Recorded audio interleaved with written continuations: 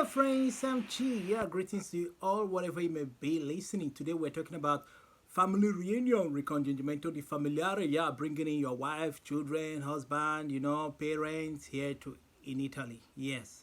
All right. So now the scary part of it is that interview part, where that lawyer who the embassy works with will be sent to come and interview to verify all the documents and also interview you and your partner that is inviting you here in Italy.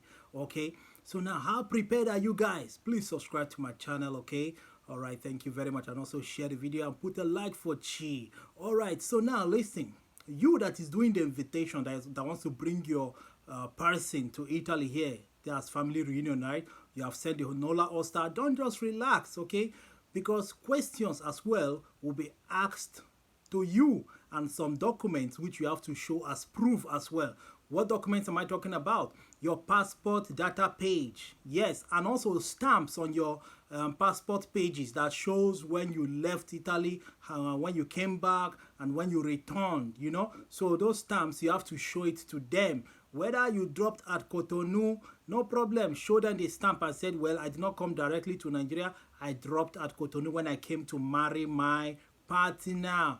Yes, so those stamps will show that truly, all right, you really came back. Because most of the times they used to doubt most of us or some of us. That's why the interviewer will like to call you through video call to also make you show your data page of your passport to really know if you are a Nigerian, to verify things correspond, whether it's original passport, and also check the pages where they are the stamps. When you are leaving Italy, go Italy at the airport, the immigration stamped it, whether it's through transit, all those countries put their stamp on it. Then when you arrived in Nigeria or in Cotonou or in Ghana, there was a stamp as well. So these are the stamps they want to go through to really know, okay, how many times did you really come back, or the particular month you said you did the wedding, did you really come back that particular month? Because the stamp surely will show whether you came back a month before the wedding or 3 months before the wedding. The stamp will show. So long as the stamp showed that you traveled after the wedding,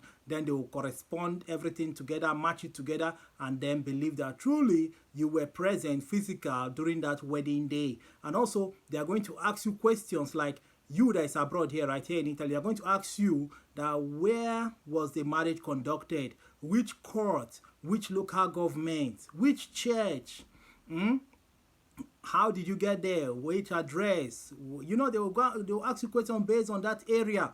Who are the witnesses? Mention the witnesses, who and who went with you there. So they are going to ask you these questions too, to really know if you were present there. And then photo proofs, that is the hardest one, right? The photo proofs as well, because I know most of you did not really travel to do the wedding. So that is, now you are shaking, because now where is the photo proof? What are you going to present? Now that is where your agent, who is helping you to process everything, has to come in. You have to tell your agent everything and see how your agent can help you. Most people, their agent helped them to scale everything through. The agent helped them in one way or the other, you know what I mean, by quoted some lines, cut corners, and then ensure that things will go well with them, tell them what to say, what not to say. That's why you need guidance when doing it. You need a proper agent. Those agents that have offices, right? These are the agents you should use. Those are the ones that know what they are doing. Those ones that have office. They will brief you and they'll tell you what they can do. Yes, in as much it's going to cost you, but you have to do it, or else you will get a denial. So please use your head, because now, even if you don't have the photo proofs, then if you have your affidavits, which you will get in the court, that stated that most of the documents were lost, during your journey from here to here, or your bag was stolen at this motor park, or some guy snatched it from you. Those documents were there. The photo documents, the memory card, everything's gone because you were robbed at gunpoint. And then you have the affidavits from court. Then you have the police report, because with the affidavits in court, you take it to the police. The police will write down the statement, and save it and give you a copy, which you can keep as evidence. This you can prepare ahead of time in preparation for your family reunion, so that the lawyer could say, okay, where are the proofs? Did you make a report in the police?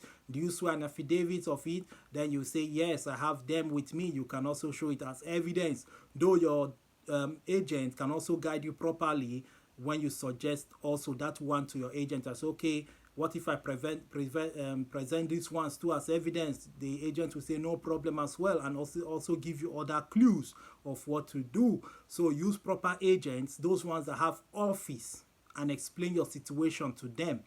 They have seen many issues like this, so they have passed through those stages, so they know how to put you through properly. And also, I'm talking about those of you here in Italy doing the invitation, trying to bring your partners, right? You have to know these things, please. Okay? Then they are going to ask you questions too based on your partner back home, about your wife or husband you are planning to bring, or children or parents, So you have to be prepared as well. Tell your partner everything about you, or parents, everything about you, where you are working, how much you are earning, when you traveled, how old you are, your name, your family member's name, your parents' name, the age of your parents, where you guys live, the name of your village. Tell them a lot of things about you. Make sure you do these rehearsals every day with your partner. Tell them where you work, the name of the company, how much you earn, what's the name of your document. Tell them everything they need to know about you as a person, ranging from your document to yourself, your age, when you were born, how old you are, with the month, the day, about your family members, how many people are, your village, everything, in fact, everything you can remember about yourself and your family. Tell your partner everything, so that when they are asking your partner will know what to answer about you. They might even ask as little as your favorite food. So that's why you need to tell your partner a lot about you, so that when they're asking your partner, okay, where is the person inviting you? Where is the person living? In abroad. Then the person will mention. When did this person travel abroad? Can you remember? Then the person will mention. How much does he earn? You mention. Where does he work or she works? You will mention. The person back home will mention, because you have updated them daily. Prepare them before that interview. I'm not saying that everybody who apply for family reunion will have this interview done to them. No, they do the selective. They do select it. They do select who they will interview and who they will not interview. Okay? So remember that those lawyers normally come with recorders. They do record. That's why some of you think that even when you bribe them, you now give them some money when they are going, that are going to help you say good for you, because they have already recorded it. They have a recorder with them. Some of them even use their phone to do the recording. Some of them have internal cameras hidden in their body. So as they are talking to you, the whole thing is videoing you. So when they get back to the office, embassy, they will surrender the whole video, the recording to them, and say, this is it, I've done my job. Then they will go through the question and answer things, and then see if you got it right or wrong. So sometimes the lawyers too come without anything. They just come, jot down some things, and if you are so good to them, you treat them well, then they can easily, go there and speak good for you. That's if they do not come with any recorder or hidden cameras with them. So that's why you have to be careful when they are interviewing you. Don't be saying, bros, help me now. Bros, help me now. Can I give you something to help me? Be careful, because if it's recorded, he cannot delete them. He cannot wipe it out. And if it's a camera that is planted in him, it means that people in the office are watching the interview. Because the camera is with him, hidden. Maybe one of the buttons is the camera, or those buttons you see in his jacket or suit he's wearing could be the camera. So they might be in the office listening to the interview as it's going on, because he has called them to tell them in the next 10 minutes the interview starts. I'm already there. So they have hooked on, called, and he has answered. The camera is connected, everything. So they are watching. So be careful not to say some things that will implicate you. Just answer the questions correctly. That's why I say, so long as you have met your agent who have done some jobs for you and briefed you of everything and has done his own part as an agent, then just cooperate and do the interview smoothly with the lawyer that is coming to interview you. Don't go and be telling the lawyer, can I pay you? Can I give you some money so that you help me? Because you cannot tell if the camera is on, if they are watching you live. So don't play games there while the man is interviewing you or the lady. Just concentrate, act like a professional. Since your partner who is inviting you from here has briefed you of everything about himself or herself, then you have to be bold. Don't be scared at all. After all, they are coming to your house, right? Or maybe sometimes they invite you to their office as well. to come and answer the questions. Depending on the country, they will invite you to their office to come and answer the questions there. Why sometimes they come to your house? Sometimes they don't even come. They just go and verify all the documents, ask some people questions in the street, in the village, and then drop their conclusion. They don't need to see you sometimes. So it depends on the lawyer that is operating at that moment, the method he chooses to do his thing. Some of them are not that strict. Some of them understand. They understand very well. While some of them are very tough because they want their contract to be renewed. So they have to be doing the thing hard. They will go deeper to bring out even the smallest evidence that shows that something is wrong. They will go and present it, and then it's cancelled. You'll be asked to reapply again. It's denied. So that's why what I'm trying to say is this. Meet your agent. Tell your agent everything. Get a police report. Do your affidavits. Take it to the police. Make a police report stating that you lost these things because you cannot find them anymore. You don't have them. You state that it is lost. If it is lost, you state it. State all the things that were stolen from you or damaged by water or lost completely or stolen by criminals, friends. Or your phone got damaged where you saved everything, the photos and everything. The phone is damaged.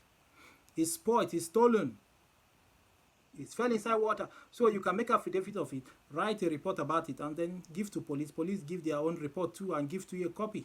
So everything is well documented that all the photos, evidence in that phone is destroyed, or laptop is destroyed, or memory card is destroyed. So you don't have it anymore with you. So that also helped, and it has helped a lot of people. Because most people lost their phones. They lost the laptop, everything damaged. Memory card spoiled, where they stored all those things. You understand? So that is it. So you abroad here, be prepared, okay? So if you know you never traveled home to do that marriage, please talk to that agent to guide you properly, to tell you what to do or what he can do for you. So your agent back home who is helping your partner to process the document have to know everything from beginning to end. You don't have to hide anything to your agent. Open up so they will know how to come in and help you as well. And get yourself prepared for questionings as well, because they're going to ask you a lot of things about the person you are bringing from home. So that means the person home has to tell you a lot of things about him or herself. Like how much, where is he working, where is she working, where are they living, what are the family members' name, how old are they, how old is the father, the mother, if they are alive, if they are late, when did they die, you know, the name of their village, where she schooled, where he schooled. Both of you have to know all these information about yourself. Even the church you attend, you know, the street where you live, your partner should know. Both of you should exchange all these information so that you not be carried away, like taken by surprise. You're like, hey, my partner did not tell me this one. What will I answer? Should I say this or say that? I don't know what my partner must have told them. I'm in trouble. Because you guys are not communicating. Communicating is very important when you are doing this process of family reunion. You have to be telling your partner things about yourself. You have to be updating your partner regularly. How you traveled, when you left the country, how old you were when you left. Details. So if you say you're married before you came, then also discuss. Just exchange information about, both of you should tell each other things. You tell your partner things, let your partner tell you things about herself. You tell your partner things about yourself as well. You that is here abroad. About your family, about yourself here, details of your document, how much you earn, how, you know, things. And again, keep evidence. When you are sending your partner money, write, you know, there's a place they say reason for sending. You have to write, that's why you need to use applications for sending money, so that when you're sending money, you write the reason. You put reason for sending, you say, for the upkeep of my wife, for the upkeep of my husband. You state it there, so that they will know that you're using the word husband, wife. Then keep some romantic chats between the both of you. You know, romantic chat that shows that truly you guys are lovers, not like you guys are friends. You are trying to smuggle your friend in, or your own sister. You are pretending. So you have to have romantic chat. So don't delete any chat. when you're chatting your partner back home and you yourself, nobody should delete all those romantic chats. So you can start now to start creating romantic chats, saying lovely things about the both of you. Voice messages, admiring your partner, saying lovely things. Both of you should exchange those kind of messages. From this time you have applied or planning to apply, start dropping romantic messages. Both of you should be dropping romantic messages, romantic photos, take photos, exchange photos through your WhatsApp. Keep doing it, because by doing so you are keeping evidence that truly both of you are lovers. Because the investigator may say, show me evidence that both of you are married, show me your chats. Is there any voice recording that both of you are exchanging? You say yes. What about photos?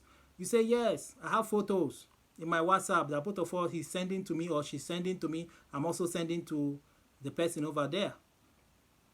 So don't delete all those messages between you and your partner that you are planning to bring. Even if it's your parents, have messages you are dropping for them. You know, daddy, mommy, parent message, as you are writing for your daddy, mommy. You know, those lovely things you tell them as parents. Keep dropping them. Keep sending them photos. When you send them money, write it. That you sent, oh, baby, my love, I sent you, blah, blah, blah, amount of money, manage it.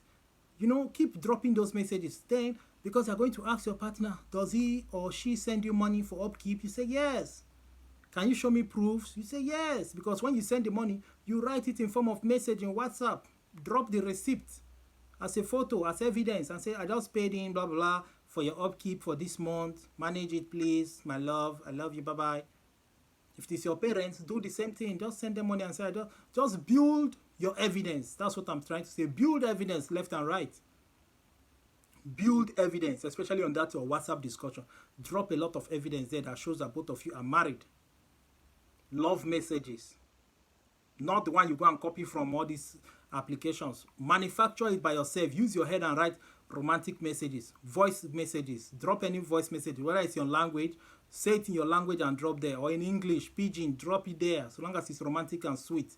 When the investigator lawyer will listen to it, say lovely romantic things. How many babies you have? How many times you like to be doing the boom boom when your partner comes? Just say any crazy romantic things there that will suggest that the person you are bringing is not your sister or friend that have paid you to bring him or her. So this is how to build evidence as well. Then the bank account, evidence of how much you are sending should be there. So in case the lawyer man wants to see statement of account, then the person can open up the application and show up, this is the proof. And also keep the receipts in WhatsApp. Send the receipt of payment to your partner on WhatsApp and say, I just paid in blah, blah, blah amount. Drop the receipt there. Use it for your upkeep. Manage it. Always write it for your upkeep, my love. Manage this for your upkeep, my love, my wife, my husband. Use those words when you are chatting. So as you are building your evidence, because if there's no photo, at least WhatsApp chats can suggest that this is your wife, this is your husband. After all, if you look at your friend's phone and they are chatting, well, if they are lovers, you will know now. If your friend is chatting with his wife, you will know that this is the wife. When you read their chat, you can tell. When he's chatting to a girlfriend, when you read their chat, you can tell that this one is girlfriend. Because there's a way the discussion will be going in one other direction. When it is wife, family member, you will know. So the investigators too, they will understand. When they see chats between you and your partner, they can tell that this is husband and wife chats. You understand? So please build your case, build your evidence, so that even if the photo proof is not that strong, the messages, the chat, and other evidences and questions you'll be answering will help a lot. So when you're going for interview, if they are calling you to their office, get prepared. Take your phone that have all the evidence of chats and photos your partner have been sending. Go along with it. Go along with your statement of account if you can print it out from the bank. So you that is abroad here sending the money, please always write money for upkeep for my wife. If you are sending to your husband that you are planning to bring, money for upkeep for my husband. Money for school fees for my wife. Money for school fees for my husband. Money for this. Whatever you're writing, put the wife and husband. Whether in your chat, put the wife and husband there. Lovely husband, lovely wife, sweet husband, sweet wife. Use those words. It will help to prove your case. So that is it. You have to be careful. I'm not saying this is done in every country, but it's also done in most countries. You never can know or tell whether they will do it for you or they will not do it for you. So that's why you just have to be prepared. That's what I'm saying. Just be prepared, just in case. The thing is this: what if they call for interview? What if they call you on phone and they want to interview you, like it's abroad here? Some of you might switch off your phone if you know that that's the day for the interview. You say you're at work, you can't answer a call. No problem, some people do it. But I don't know the end result. But if you have mastered everything between yourselves, then there's nothing to be scared of. You just hold on. When they call you, you answer professionally like a professional. Show them your data page, the stamps that shows that you have been coming back home. But you that have documents here in Italy, if you can just go back and get married just in court, just within a week, you are through with the process. Sharp, sharp. They organize everything for you. You bring 1 or 2, 3 friends. You do your thing. You know, that's all. You just take photos, videos. You keep as evidence. You travel back. You can just take 2 weeks off from work. Sharp, sharp, come back, organize everything, do it, sign the documents and travel back. And keep your evidence, photo proofs and the rest. Asilo political holders, what do? You can travel to the nearer country to your country and conduct your marriage there, whether in church or in the court there. You can discuss it. If you have a friend in that country, tell your friend to find out for you how it works in their court. Let the judge or the people in the court know that you don't have you don't live there, but you want to come and marry there. What are the procedures? So they can also put you through what and what you need to bring along for them to conduct the marriage for you there in that country. If it is possible, some people says you, as asilo holders, subsidiary that cannot travel home, you can call the embassy in the neighboring country where you have access to and tell them that you want to do your marriage there in the embassy. They will tell you everything you need to bring along. Then they fix a date. You travel, come back, take your partner there in the embassy. You get married there, official. The document is authentic as well. So you can do it in the embassy, in the neighboring country, back home. You know, as an asilo holder, you want to pass through that method, it's also allowed. Just call the embassy in the neighboring country and tell them what you want. Or if you can use a lawyer here who can arrange that process for you, tell a lawyer everything that you want to marry in this embassy, in this country that is nearer to your country, because you know you cannot go direct, then the lawyer can easily help you. That's if you really want to get married, right?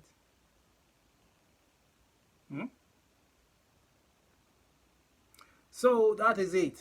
I'll be stopping here for now. If you have your questions, please write down. So the more you write your questions, I can look into your questions and make a video about it so that many more people will know about it as well. So any question about family reunion, ask in the comment section. I'll treat it in my next video. All right, see you guys. I'm out of here, man. I'm Chi Chow.